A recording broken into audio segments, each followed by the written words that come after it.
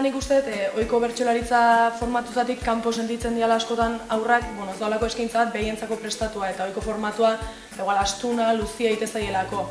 Arikita goitiko, oian abialduko dugu, kale antzarra perratzea abialduko dugu. Baina, jo. Behiek parte hartzaile bihurtzen ditugu momentun bai gaia proposatuz eta bai hitzak, azkenen askotan behien mundu referentzialetik aportatu dezakete eta da gu behien neurria jartzea. 8 oin elkarrekin herrimatzen dutenak.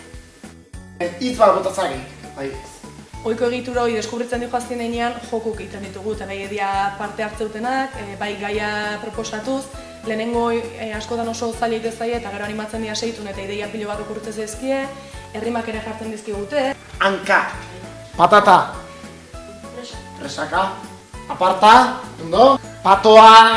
Behiek ere erronka hori jartzen digute eta gero asmakizunetan ere jolasten gara behiekin. Eliza eta tabernan onduan dagona.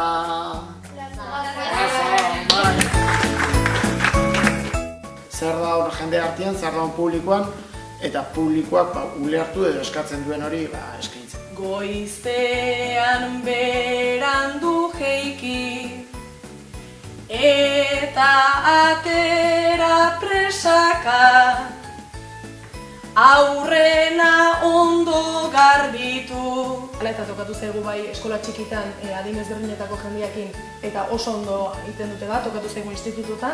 Talde oso ezberdinekin ja esperimentu hau egin dauko eta ikusi dugu euskal girokuak ez dian ikasleekin ere inongo arazoi gabe ere funtzionatzen duela eta izan daitekeela beste modu bat bertsolaritzara ez ezik, euskara ere hurbiltzeko.